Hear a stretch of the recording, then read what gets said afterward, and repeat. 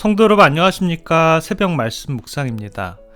창세기 15장을 원복음이라고 하여 그 안에 들어있는 하나님의 마음의 계획인 구속의 경륜이 들어있음을 공부했죠. 우리는 남자의 후손인가요? 여자의 후손인가요? 남자의 후손입니다. 여자의 후손은 오직 예수 그리스도에게만 지칭되는 고유 명사임을 우리는 살펴보았고요. 창세기 3장 15절이란 단 한 성경절에 예수님의 초림과 십자가의 희생과 부활, 승천, 재림, 삼림이 담겨 있음을 우리는 확인했습니다. 과연 창세기 3장 15절이야말로 성경 66권 전 내용의 주제 성경절을 잡아도 흠이 없는 말씀인 것이죠. 그렇다면 과연 이 창세기 3장 15절을 아담은 어떻게 이해했을까요? 아담은 이해했습니다. 어떻게 그것을 알 수 있을까요? 창세기 3장 19절에 보면 내가 얼굴에 땀이 흘려야 식물을 먹고 필경은 흙으로 돌아가리니 그 속에서 내가 취함을 입었습니다. 너는 흙이니 흙으로 돌아갈 것이니라 하시니라. 하나님께서 여자의 후손을 통하여 인류의 구원을 언급하셨지만 죄의 결과로 한 번은 죽어 흙으로 돌아간다라는 선언을 하셨던 것입니다. 여호와 하나님의 예언이 끝나자 곧바로 아담의 한 행위가 있었는데요. 아담은 무엇을 했을까요? 그 다음 절 창세기 3장 20절에 보면 아담이 그 아내를 하와라 이름하였으니 그는 모든 산자의 어미가 됨이더라. 아담은 아내의 이름을 지어주었습니다. 말씀을 살펴보면 그 아내의 이름을 하와라고 한 것은 이미 창세기 3장 15절 여자의 후손을 이해하고 있었음을 우리는 알 수 있죠. 왜냐하면 하와의 뜻은 산자의 어미, 즉 생명이란 뜻입니다. 즉 죄로 인하여 끊어진 생명이 다시 당신 곧 여자의 후손을 통해서 이어지는 당신이야말로 생명의 어미가 됨을 뜻하는 것으로 그의 아내의 이름을 지어준 것입니다. 디모데전서 2장 14절 15절에 보면 아담이 꾀임을 보지 아니하고 여자가 꾀임을 보아 죄에 빠졌습니다.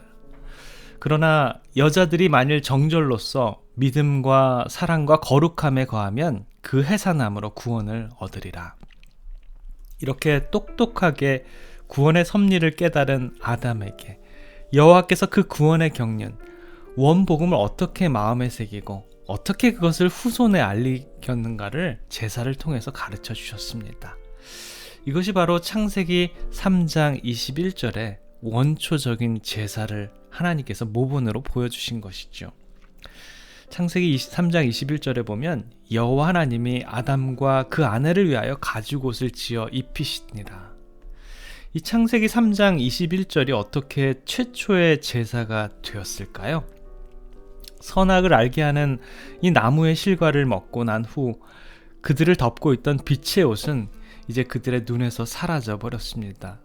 아담과 하와가 범죄한 직후 그들의 마음이 가졌던 감정은 어떤 종류의 감정이었을까요? 부끄러움, 창피함이었을 것입니다. 죄를 지으면 창피해집니다. 떳떳하지 못하죠. 그래서 감추려 하고 숨으려 했던 것입니다. 하와가 아담의 벗은 몸을 발견하고 당신 벗었어요. 아담은 하와에게 당신도 벗었어. 둘은 너무나 부끄러웠습니다. 그래서 그들은 급히 부끄러움을 가리려 했습니다. 그래서 임시 방편적으로 무화과 나무 잎을 따서 설기설기 옷을 해 입었습니다. 이것이 이른바 인류의 최초의 옷이자 최초의 패션인 무화과 패션이었습니다. 인류 최초의 옷은 죄의 소산물이죠.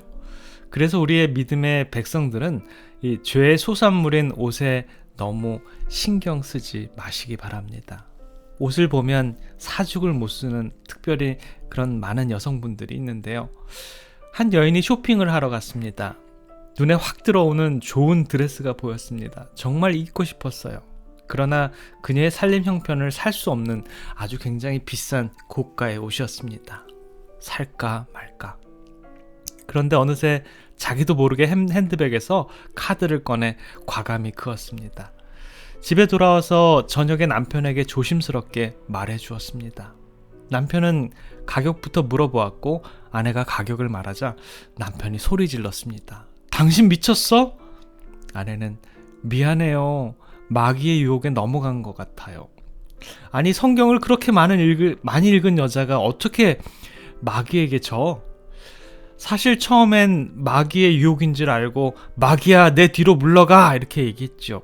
그랬더니 마귀가 내 뒤로 가더니 내 귀에다가 여보시오, 부인 뒤에서 보아도 그 옷은 너무 아름다웠어요. 이렇게 얘기하는 거예요. 여기서 내 선택은 마귀에게 기울어지고 말았어요 라고 변명을 했습니다.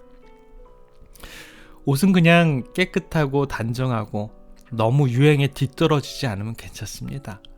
옷에 너무 낭비를 해서 가정 생활비에 막중한 부담을 지운다면 그것 또한 그리스도인으로 바람직하지 않는다라는 것이죠. 대신 우리는 그리스도와 합하여 믿음의 의의 옷을 입기를 바라야 하는 것입니다. 사단의 유혹으로 인해서 하나님의 빛의 옷을 빼앗긴 인류에게 우리 하나님께서는 다시 한번 거룩한 빛의 옷을 선물로 주실 것입니다. 날마다 그리스도로 옷 입으시는 우리 주님의 백성들의 삶이 되시길 간절히 기원합니다. 사랑의 아버지 하나님, 최초의 인류는 하나님 주신 빛의 옷을 입었습니다. 그러나 죄로 말미암아 빛의 옷은 거두어지고 그들은 부끄러워했습니다. 최초의 의복인 이 무화과 나무 잎으로 가려진 인류를 보면서 얼마나 처량한지 모릅니다. 주님, 저희들 입고 있는 옷은 그리스도의 의의 옷입니까? 아니면 죄악으로 물든 옷을 여전히 입고 있습니까? 주님, 저희들 오늘도 주님께서 입혀주시는 의로 말미암아 하루를 살아갑니다.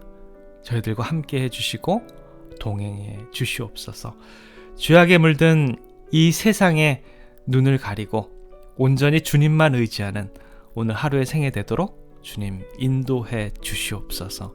사랑해 우리 구주 예수 그리스도 이름으로 간절히 기도드립니다. 아멘.